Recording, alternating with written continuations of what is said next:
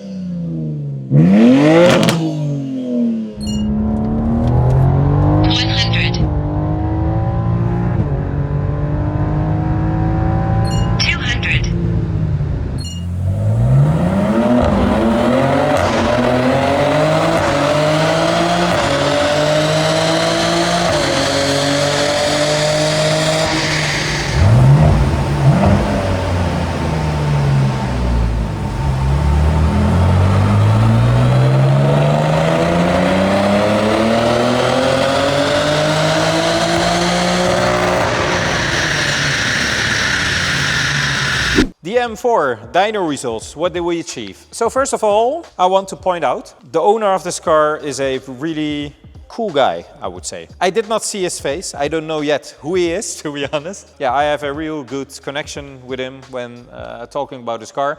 And my purpose of the tuning was to make a very solid, nice driving tune, as I always do, but maybe a little bit less than what is possible to do on the car, but still it just outperformed itself again. And a really good solid tuned drivable car with a real wheel driven setup on the M4, which is very important because the car will otherwise just spin its wheels like literally everywhere and gets dangerous. I like danger, but not everyone. Stock numbers, blue line. Let's see what they do. This is the peak, as you can see here, a little peak. And it was doing 520 horsepower, so like 505, 520 horsepower and 680 Newton meters of torque with a little bit bumpy line, which I don't like, but yeah. We made 4 maps, map 1, map 2, map 3, map 4, so 95 RON, 98 RON, 102 RON and linear low torque map on 98 RON. 95 RON, what is it doing? 640 horsepower and approximately 780 Newton meters of torque. To be honest, this is already a pretty damn good daily map to run the car. Even on 98 RON, you can of course run the car on the 95 RON map and it will just outperform itself always. It's like an OEM Plus setup with a lot of torque and a very linear power delivery again. The real cool calibration is the map 4, it's on 98 RON and it is a low torque map. So I will compare it here because it's better visible. You can see that this map has more top end power than the 95 RON, but has the torque of the 95 RON so that you get a really linear power delivery when driving the car and it feels like,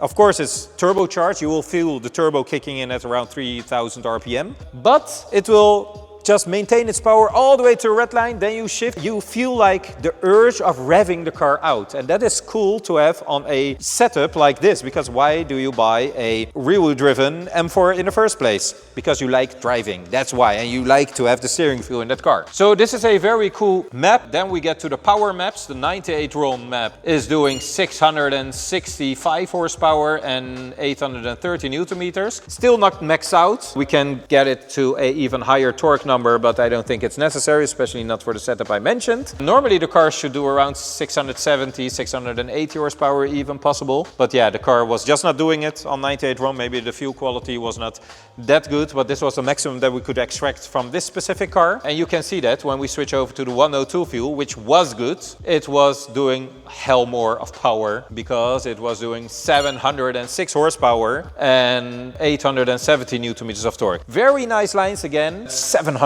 plus horsepower on this car. It is just insane. It is still on the original downpipes, as I mentioned, and the Akra catback system. This is, if it's sunny, dry outside, floor this car and you will just absolutely fly away. Overall, comparing all the lines with each other again, as I always do, the blue line is a stock line and the other ones next to the Delta. It's also nice to see that this little bump here, for example, or the little dip here at the end, all disappeared. So with tuning, you're not only making the car faster, but you're really calibrating the car to have a better driving vehicle in the end. And that's exactly what we stand for and what we did for this BMW M4.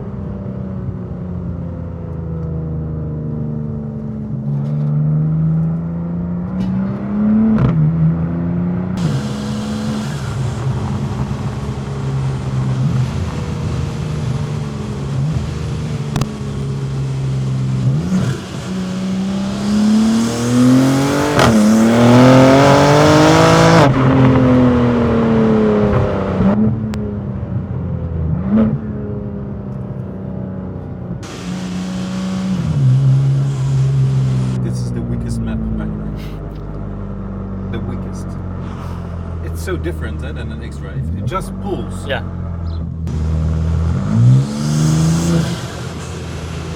It sounds expensive.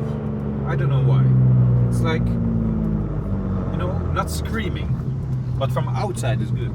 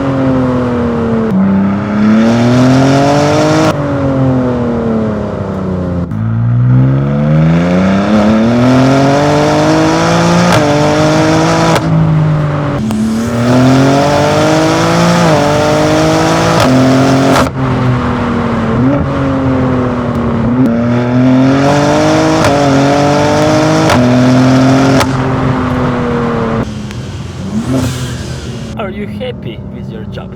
What a car.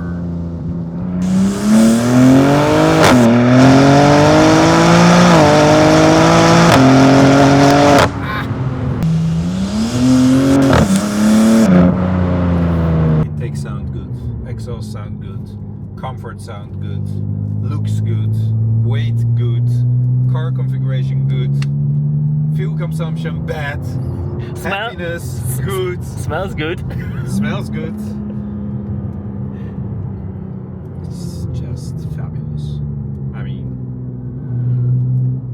there's nothing to argue about. I think that is the review of this car. There is absolutely nothing to argue about. Like, yeah, it doesn't have back seat doors. Yeah, then buy a 3, 4, 5 door or a sedan.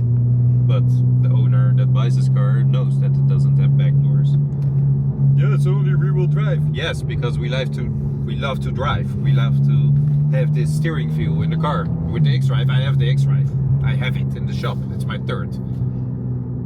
It doesn't have the steering feel whatsoever. What you do doesn't matter. Even it's a CS, it still have the driving components in the front. Yes, it will be better, but it doesn't have what this has. The weight. Yes, it's too heavy. Yeah, all cars are heavy, so your comparison from one car to another car in the same league is still the same, or even better in BMW's favor. And all the safety, you like to have it. You like to have all this room in the car. Look at the ponies. Look at how beautiful they are. Look at them. Wow. Absolutely beautiful. I'll just close exhaust valve here. Because otherwise it makes too much noise. See how silent it is? It's really good. What a car. I love it. Also the old display looks good, I think. Don't you think? Yeah, yeah. It's a little bit more analog. Yes. It's my favorite layout. You know, that is always the trade-off, I would say, because this is a favorite thing because it's more analog, still digital, but a little bit more analog. I mean, why do you have 2 rev counters? But the new system, then again, the connectivity is better, the options are better. That's the carbon ceramic squealing that you get from the brakes, as we know from these BMWs.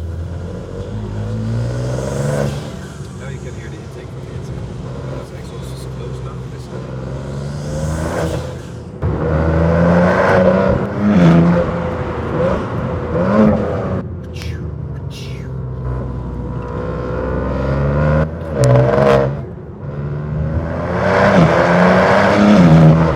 You just like to do it.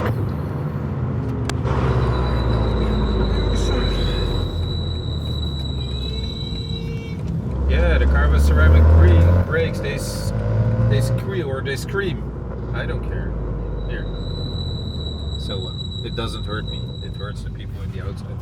But it doesn't hurt me. I just turn my music on or my Akra on and I don't hear anything. What does it matter? You have carbon ceramics. Don't find any excuses. Just drive and enjoy your life. Yeah. Right? Yeah. Excuses. Great car, great review. I love it. So thank you all very much for watching again. My BMW M3, the one with the gold spec wheels, is going to be sold probably, or I cannot sell it and I have to keep it next to the other car that I bought, but more on that one in maybe next video or maybe the video after, but not now. I will not tell you what I bought. But yeah, that's so far for this BMW M4. I really do like the configuration of the car. For me personally, it is just that I do like to have a little bit more playroom with the car, with the shorter wheelbase. So I like M2s in general more than the M3, M4 platform. But also, I think the M2 is a little bit more distinctive in the front and looks a little bit better in my perspective. It makes the car real mine. As for this car, it's just a very luxury GT car, of course. Very beautiful. I'm not going to say that I don't like it, but the M2 is more my generation with the shorter doors and everything and the side profile. It's just looks very good. But yeah, more on that one later. For now, I think the setup of this car and the speed that this car will gain with the tuning is absolutely perfect. Also, I forgot to mention that we flashed the gearbox of this car also with the CS transmission software. So the car is not aggressively hard with, for example, tuning the car with XHP stage 3 or whatsoever. Just a very solid BMW OEM solution for the transmission with the CS software, and in combination with the sound, the power, it should be all very good. By the way, we also disabled the burbles on this car, so that the car really is a gentleman spec. I wish the owner a lot of fun with this one, and I'll see you guys in the next one. Take care.